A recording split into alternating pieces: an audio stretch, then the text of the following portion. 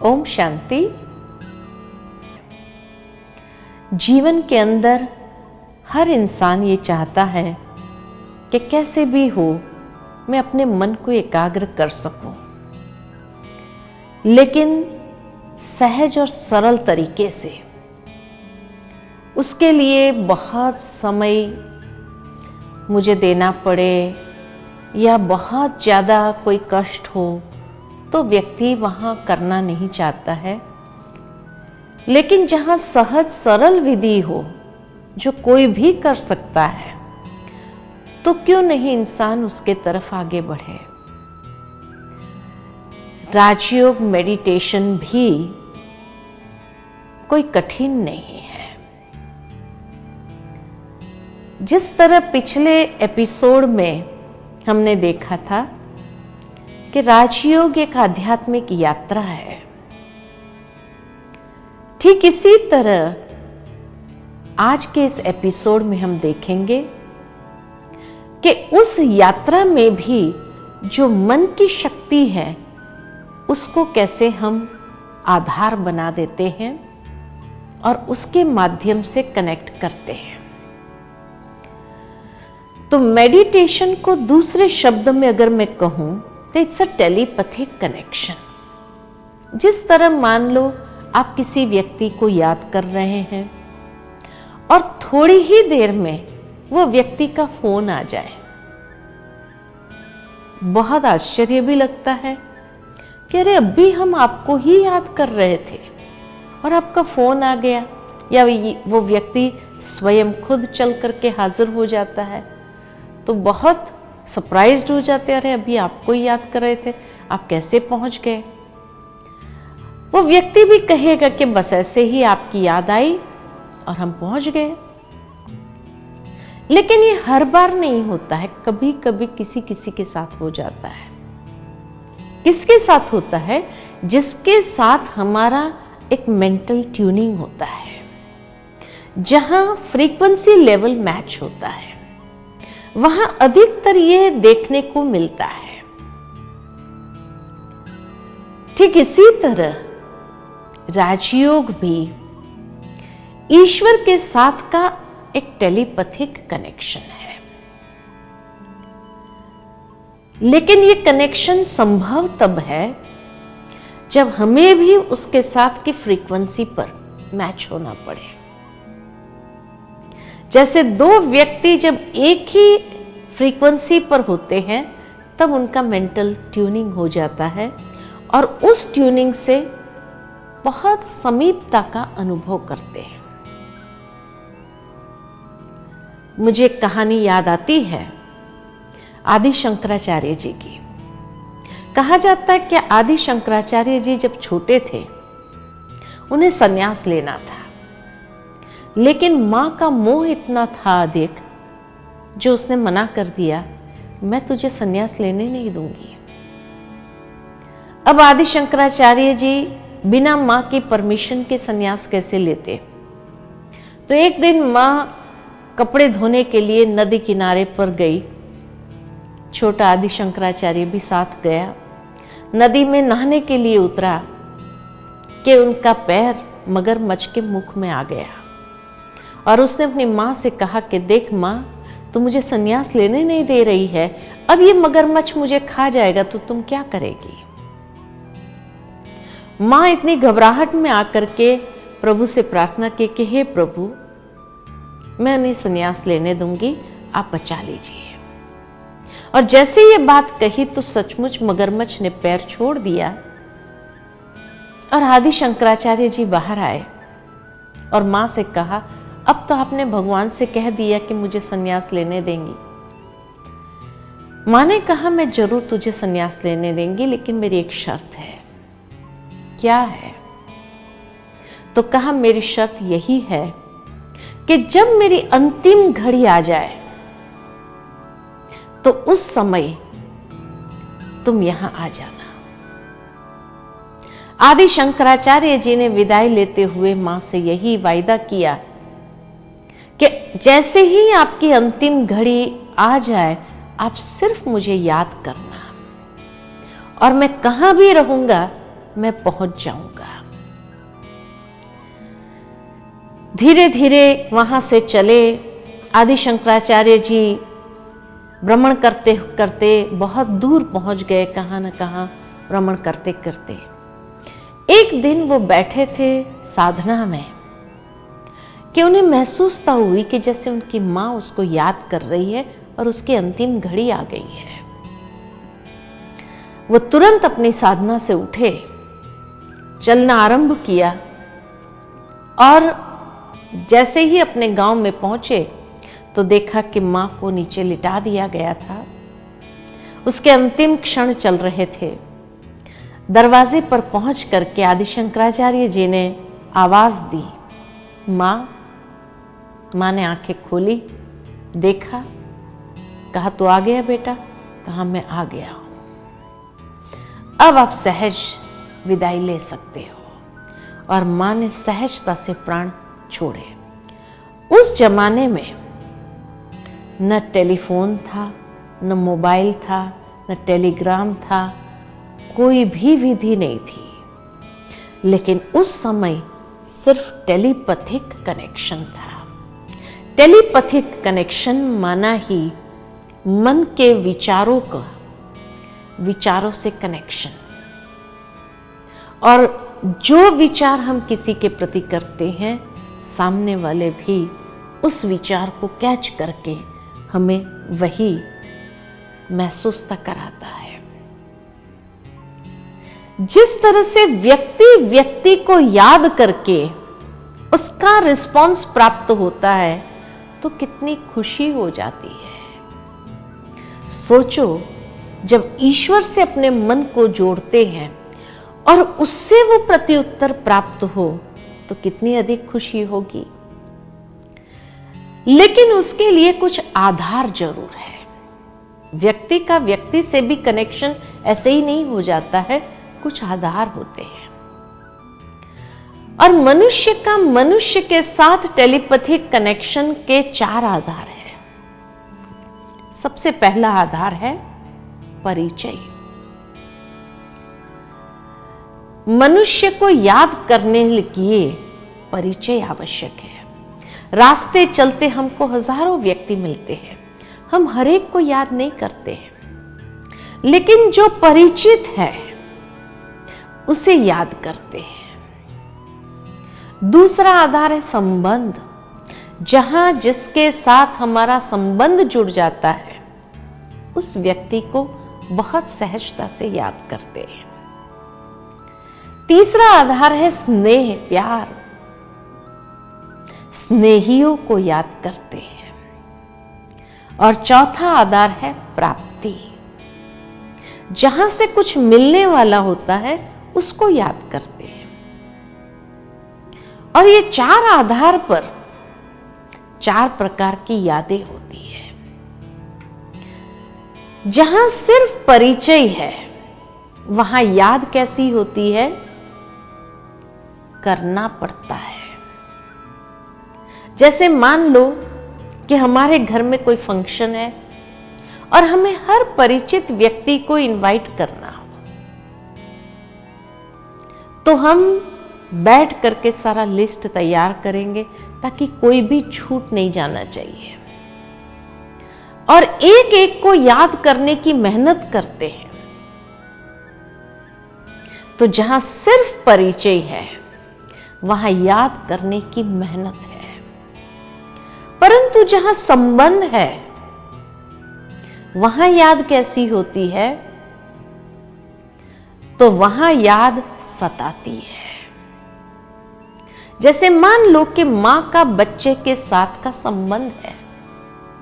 मान लो बच्चा कोई हॉस्टल में पढ़ रहा हो और वहां से खबर आ जाए कि उसकी तबीयत ठीक नहीं है, वो बीमार है, बुखार है उसको, तो मां का संबंध होने के कारण वो रात भर सोती नहीं है। बार बार उसके विचार चलते हैं, कैसा होगा, क्या करता होगा, खा रहा होगा, कोई ध्यान रखने वाला होगा, कितने विचार आते हैं। मान लो दूसरे दिन उस बच्चे का फोन भी आ जाए कि नहीं माँ अभी मैं ठीक हूं, तो भी माँ का एक दिल का कनेक्शन है और उसके आवाज से वो पहचानती है और कहती है कि नहीं अभी तक आवाज ठीक नहीं है। तो जहां संबंध है वहां याद सताती है। जहां स्नेह है वहां याद कैसी होती है? तो वहां याद में खो जाते हैं, समा जाते हैं। जैसे मान लो कि एक कन्या है या एक कुमार है, जब तक उनको पता नहीं कि उनका भविष्य साथी कौन है, तब तक मन भटकता है, कौन होगा, कैसा होगा, क्या होगा, अनेक विचार आते हैं। लेकिन जिस दिन परिचय हो जाए, संबंध जुड़ जाए, उसके बाद उनको कहना नहीं पड़ता है कि अब आप अपने भविष्य साथी को प्यार से याद करो। नहीं, जैसे ही एकांत के पलों में बैठते हैं कि याद में खो जाते हैं। और कभी कभी तो इतना याद में समा जाते हैं कि पास में से कोई गुजर गया और उनको पूछा जाए यहां से कोई गया, तो कहेंगे पता नहीं। अरे आंखें खुली है, यहीं बैठे हैं, इतना बड़ा व्यक्ति चला गया, पता नहीं चला। तो क्या कहते, मेरा ध्यान नहीं था। तो ध्यान कहां था? ध्यान किसको कहते हैं? और ध्यान करने के लिए आंखें खुली चाहिए या बंद चाहिए? ध्यान का मतलब ही है जब हम उस याद में समा जाए, खो जाए। कहीं भी बैठे हो, कोई व्यक्ति अगर ऐसे ही बैठा है, ऐसे ही बैठा रह जाता है, सोच में डूब जाता है, बाद में जब होश में आता है तब उसको लगता है कि जैसे उसका हाथ सुन्न हो गया। लेकिन ध्यान में जब बैठा था तो ये भी महसूस था नहीं थी कि हाथ सुन्न हो रहा है या पैर सुन्न हो गया है। बाद में पता, इसको कहते हैं ध्यान। और ध्यान के लिए बंद आंख से ध्यान नहीं होता है। जब व्यक्ति की याद में समा जाता है, खो जाता है, तो खुली आंख होती है और खुली आंख से ही खो जाता है। उसको आंखें बंद करने की भी जरूरत नहीं पड़ती है, वहां तक कि पलक भी नहीं झपकती है।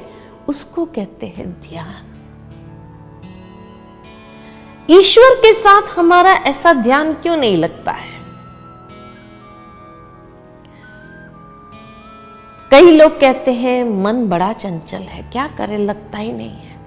मन का प्रॉब्लम नहीं है, प्रॉब्लम है कि शायद ईश्वर के साथ हमें इतना स्नेह ही नहीं है। तो ध्यान लगेगा कहां से? और चौथा, जहां प्राप्ति है वहां याद कैसी होती है? स्वार्थ भरी याद या मतलब भरी याद। जैसे मान लो कि एक बिजनेसमैन हो और उसको कहा जाए कि फलाना व्यक्ति, एक व्यक्ति आएगा फलाने शहर से फलाने दिन, ये होटल में रुकने वाला है। लेकिन अगर उसके साथ बिजनेस कॉन्ट्रैक्ट हो जाए, माला माल हो जाएंगे। जब वो दिन आता है, वो बिजनेसमैन को उसके साथ कांटेक्ट करना है, बार बार फोन लगाता रहेगा, वो पहुंचा नहीं पहुंचा, ताकि मुझे ही पहली अपॉइंटमेंट मिले और अपॉइंटमेंट मिल करके उसके साथ एक बिजनेस कॉन्ट्रैक्ट कर लेना है, माला माल हो जाएंगे। प्राप्ति का पता है तो सारी रात भी अगर इसका इंतजार करना पड़े तो व्यक्ति करता है या नहीं करता है? अवश्य करेगा। लेकिन एक बार माला माल हो जाए, प्राप्ति हो जाए उसके बाद कभी उसको याद करता है? मतलब ही नहीं। तो जहां प्राप्ति है वहां याद भी कैसी? मतलब भरी याद, स्वार्थ भरी याद। तो जहां परिचय है वहां करना पड़ता है, संबंध है वहां सताती है, जहां स्नेह है वहां समा जाते हैं, और जहां प्राप्ति है वहां मतलब भरी। अब बताइए, ईश्वर के साथ हमारी याद कौन से प्रकार की है? करना पड़ता है। अगर मुझे करना पड़ता है, मेहनत लगती है, माना परिचय भी मुश्किल से है। इसलिए प्रथम 2 लेसन में हमने स्वयं का परिचय, परमात्मा का परिचय देखा ताकि स्पष्ट हो जाए। अब दूसरा कदम, मेरा कोई उसके साथ संबंध है? उस संबंध को जोड़ करके उसके आधार पर याद करो, क्योंकि संबंध जहां होगा वहां स्नेह स्वाभाविक होगा। अगर संबंध ही नहीं तो स्नेह भी नहीं, और जहां स्नेह है तो प्राप्ति स्वतः है। तो मुख्य ये 4 आधार है, लेकिन आज मनुष्य ने और 4 आधार अपना लिए हैं। इस कारण उन्हें ईश्वर की याद में मन को लगाना मुश्किल हो गया है। और वो 4 आधार कौन से हैं जो आज की दुनिया के मनुष्य ने अपनाए हैं? पहला आधार, जैसे कहा, स्वार्थ भरी याद, यानी ईश्वर के साथ भी एक बिजनेस डील हो गई है। मंदिर जाते हैं मनुष्य तो क्या गाते हैं? हे प्रभु मेरा इतना काम हो जाए तो 2 नारियल चढ़ा देंगे। यानी ये काम का भाव 2 नारियल है। अगर ईश्वर ने कर दिया तो उसको मिल गया, और नहीं किया तो नहीं मिलेगा। तो हमारी याद कैसे हो गई?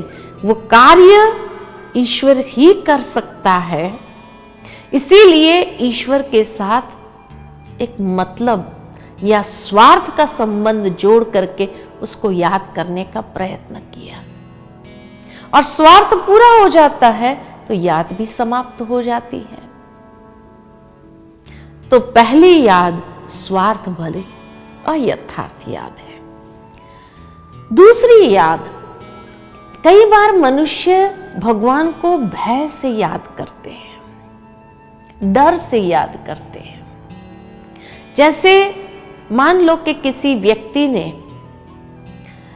एक नियम ले लिया कि मुझे रोज प्रतिदिन 4 माला जरूर करनी है, इतनी देर तो जरूर बैठना होगा और भगवान को याद करना है। अब रोज 4 माला फेरता है, ईश्वर को याद करता है। लेकिन मान लो किसी दिन बहुत व्यस्त रहा, 4 माला करने का टाइम न मिला उसको, तो रात को जाग कर दूसरों को डिस्टर्ब करके भी 4 माला पूरी करनी है।